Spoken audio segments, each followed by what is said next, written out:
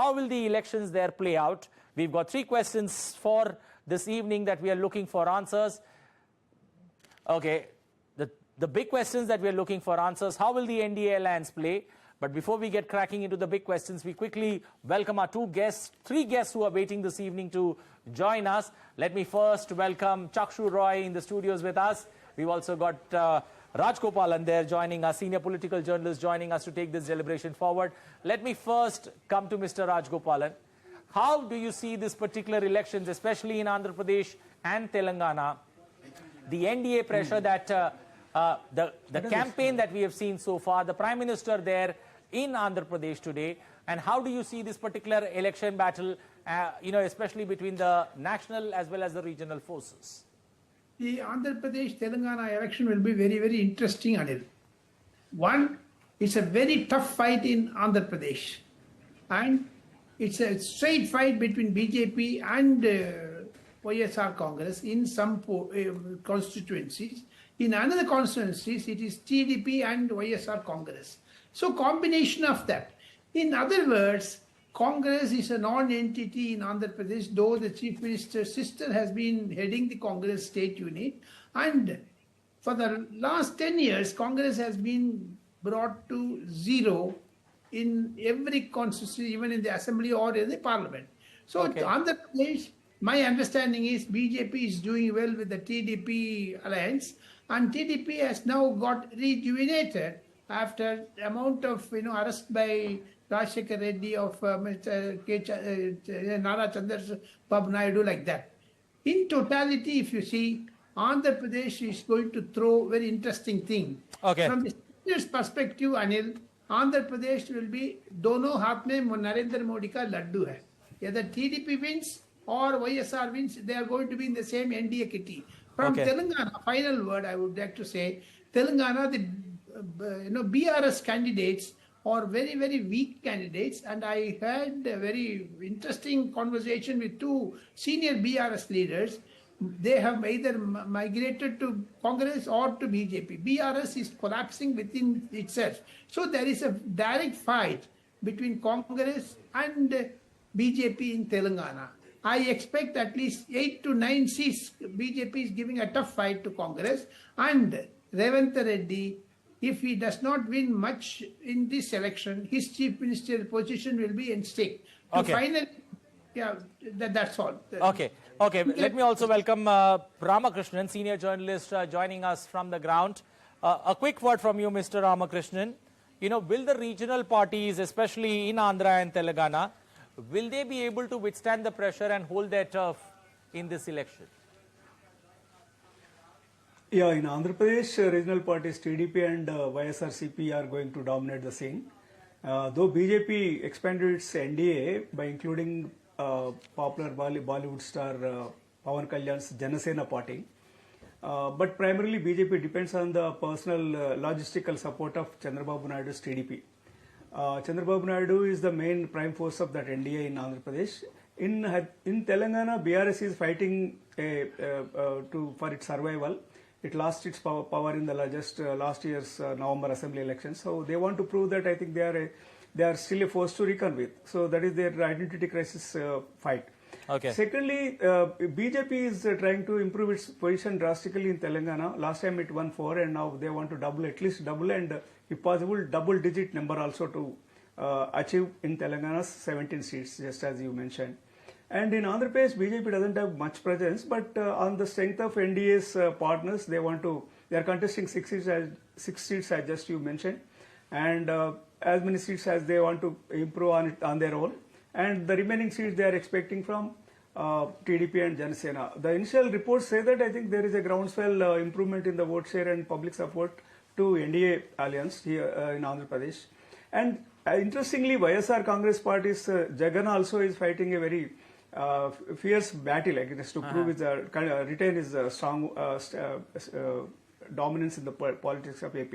So it is going to be a very keen contest in Andhra Pradesh. In Telangana, it is going to be Congress is one dominant party which came to power 6 months ago in the state, and BJP is trying to improve its this thing position, and BRS is trying to prove its survival. Okay. So they want to prove that they want just 39 assembly seats, and they want to prove that I think they want to retain at least 5 to 6 seats in the Lok Sabha elections. Let's also get Chakshu on board. Chakshu, looking at the NDA getting the political arithmetic right when it comes to Andhra Pradesh, Telangana, they go solo. But do you feel that, you know, the southern state generally help the opposition stage a comeback? Can the opposition bloc look at, especially Telangana and Andhra Pradesh put together, for that, getting their mojo back? Anil, I think we've got two distinguished journalists who follow both Andhra Pradesh and Telangana and southern politics in general, and they can probably correct me, but 2009 general elections in United Andhra Pradesh, I think the largest number of seats or one of the largest number of seats that came to the Congress party was from Andhra Pradesh. True. And after that, there has been a deterioration in the number of seats that has come. Now, here are 2 or 3 interesting things that I see when I look at the current election scenario in Telangana and Andhra Pradesh. In Andhra Pradesh, the number of billionaires or millionaires who are contesting across the political spectrum is perhaps the highest in the country. I thought that's useful to mention at the beginning of the program. So that's one. Second, the number of ex and current members of parliament who are contesting, that's also quite huge. And thirdly, there has been a little bit of a churn, which is members of parliament who were in one political party have now shifted to the opposition camp or vice versa. So you see in Andhra Pradesh that's happened on multiple seats. So those are 3 interesting things that are there to think about. Telangana has taken a slightly different trajectory.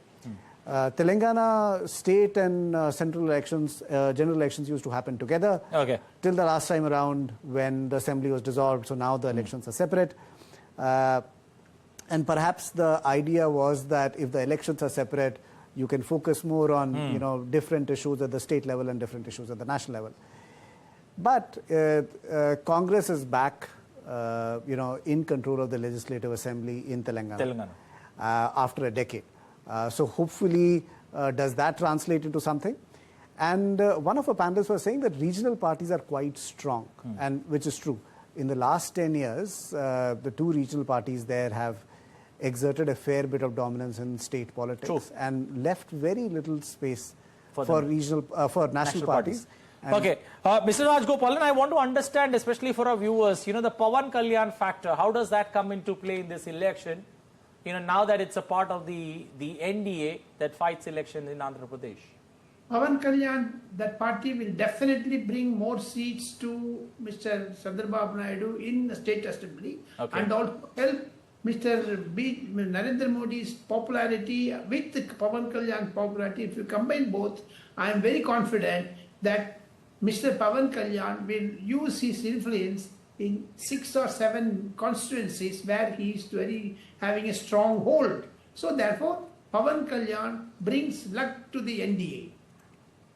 Okay. Mr.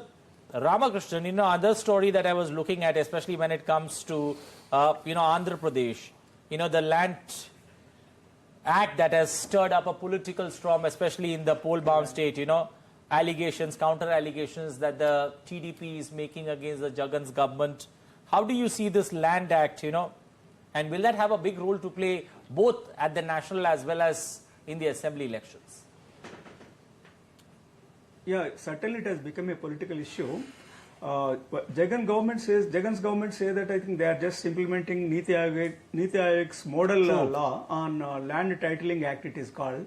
But opposition, TDP and other parties are making it an issue, saying that certain provisions which were given by Niti Ayog's Model Act were not followed, and by virtue of that, because of that changes, all lands are actually become fluid. Actually, government can lay its claim on anybody's land, and on the cover pages of pattas or passbooks, I think title passbooks also, government has published the photos of Chief Minister Jagan Mohan Reddy. The opposition parties are questioning the relevance of Chief Minister's photo on the farmers' passbooks, right? Title passbooks. So they are saying that I think state government may lay claim on the lands of farmers.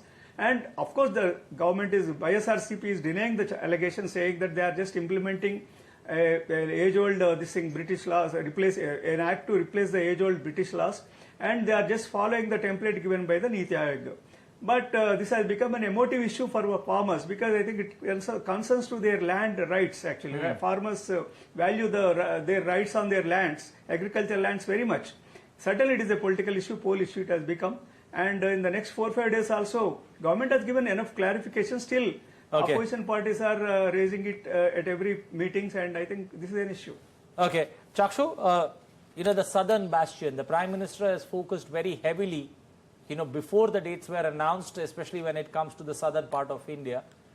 And now, especially, Andhra Pradesh, the Prime Minister is also almost making 4 visits, in the short span between the election season. How do you see the focus that the NDA and the BJP in particular has put when it comes to the southern state? Anil, if you look at the composition of Lok Sabha, in the last 2 general elections, the number of seats that have come to the treasury benches from south of the Vindhyas has been very limited. So the ruling alliance has maximized or almost maximized its gains in the northern part of the country. So the room for expansion is only left in southern states. And Telangana and Andhra, which contribute about 40 odd seats to the kitty, then I think there is a significant increase in footprint that can be done in these 2 states, especially when the ruling party was able to get some foot in the door in the last general election. So the idea is there an opportunity to, push that door open after, having your foot in the door? Okay. A quick word there from Mr. Rajgopalan. The parties that are there in this particular election, one of the allies speaks about reservation that, would be there in Andhra Pradesh. Do you still feel this particular, point has or holds a lot of meaning, especially when it comes to the Lok Sabha elections in Andhra Pradesh? I don't think so, Anil. I don't think so. I don't think so. The other point is, very briefly, I would like to say, BJP has been focusing on look south policy from 2022, when BJP held this national executive in Hyderabad in July 2022. And in 2019, they had a look east policy. So therefore, every election they are going to focus, and this time it is south focus. And Prime Minister Narendra Modi has been repeatedly visiting all the places. Today also he is in Warangal and other places. So BJP is looking for a bounty from these 2 states. I am very confident, because having understood the elections in Andhra Pradesh and especially South, this time efforts of the BJP, especially the tall leaders like Narendra Modi, Amit Shah and JP Nadda, are going to yield fruits. Okay, we'll leave it there. We'll have to wait for May 13th when voting takes place in Andhra Pradesh and Telangana on how things pan out. Appreciate all 3 guests joining us this evening. Chakshu Roy in the studios, P. Rajgopalan and Ramakrishnan joining us there from Andhra Pradesh. Appreciate all 3 of you joining us in helping our audience understand these 2 states in southern India.